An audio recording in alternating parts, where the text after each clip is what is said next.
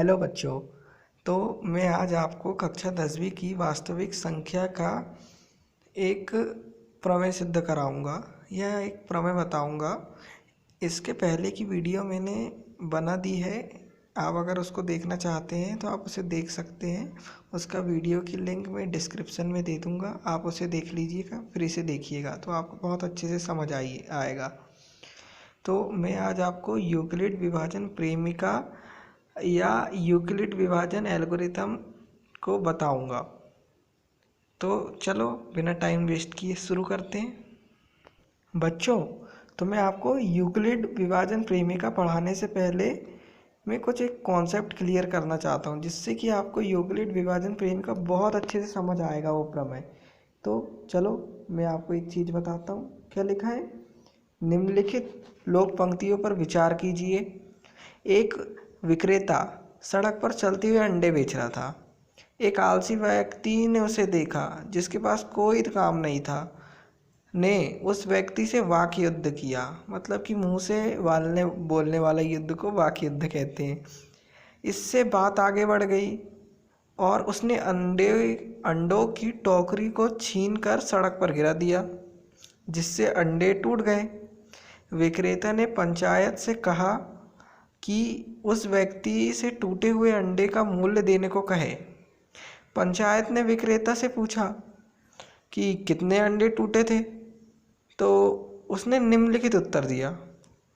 2-2 गिनने पर 1 बचेगा, 3-3 गिनने पर 2 बचेंगे, 4-4 गिनने पर 3 बचेंगे, 5-5 गिनने पर 4 बचेंगे और 6-6 गिनने पर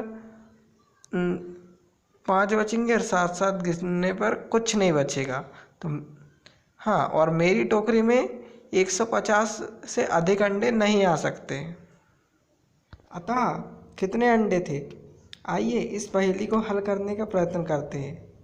मान लीजिए कि अंडों की संख्या a है। हाँ चलो मान लिया।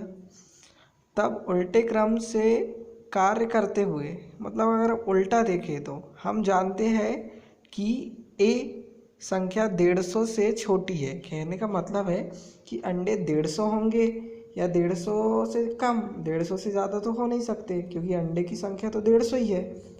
हाँ, छोटी है या बराबर है। यदि हम इसे गणितीय रूप में व्यक्त करें तो यदि 7-7 गिने तो कुछ नहीं बचेगा, यानी कि यह a बराबर 7p धन q। मतलब कहने का है कि अगर 7-7 गिनते हैं तो कुछ नहीं बचेगा। अगर अपन इसे गणितीय रूप में लिखते हैं तो a बराबर अंडे हो गए, 7-7 गिनने पर कुछ नहीं बचता है, इसलिए धन 0 है। और p यहाँ पे कोई प्राकृत संख्या है, इसमें परिवर्तित किए जाते हैं। यहाँ p कोई प्राकृत संख्या है। ऐसे ही हम और की भी देखते हैं। यदि 6-6 गिने तो 5 बचेंगे। जब इसे अपन गणितीय रूप में कन्वर्ट करेंगे तो a अंडे की संख्या a हो गई। 6-6 गिने, q एक प्राकृत संख्या है, मतलब उससे गुणा करके धन 5 में परिवर्तित हो जाता है, जहाँ q एक प्राकृत संख्या है।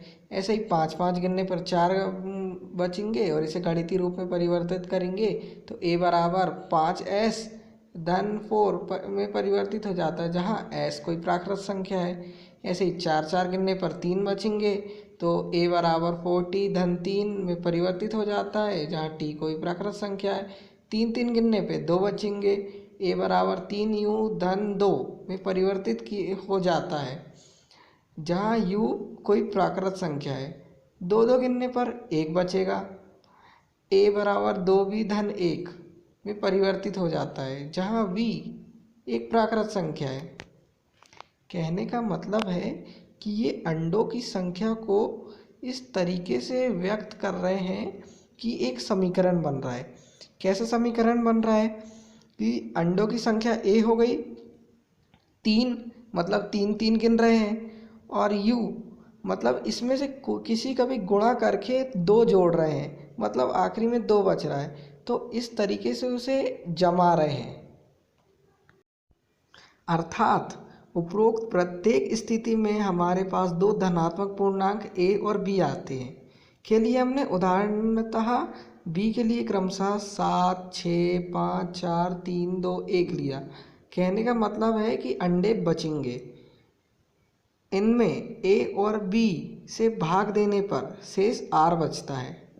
कहने का मतलब है कि जितने अंडे बचते हैं उसे हम आर से प्रदर्शित करते हैं। तो 0, 5, 4, 3, 2, 1 बचते हैं, अर्थात आर भाजक है, बी से छोटा है।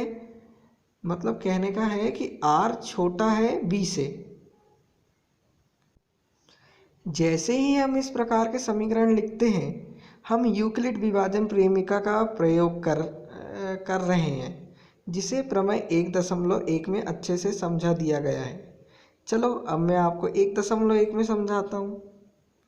तो चलो ये भी देख लेते हैं। प्रमेय 1.1 क्या है? यूक्लिड विभाजन प्रेमिका दो धनात्मक पूर्णांक ए और बी दिए रहने पर ऐसी अद्वितीय पूर्ण संख्या क्यू और आर विद्यमान हो कि ए बराबर बी क्यू धन आर, जहाँ पर 0 के बराबर है आर और बड़ा है और उससे बड़ा है बी।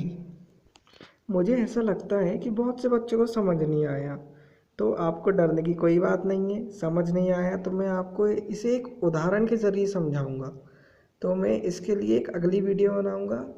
अगर आप उसे देखना चाहते हैं तो मेरे चैनल को सब्सक्राइब कर दीजिए और इसे लाइक कर दीजिए। मैं इसके बाद उसे भी बना दूंगा, इसे जल्दी आएगा।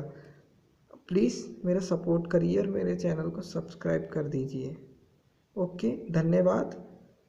मिलते हैं फिर अगली वीडियो में।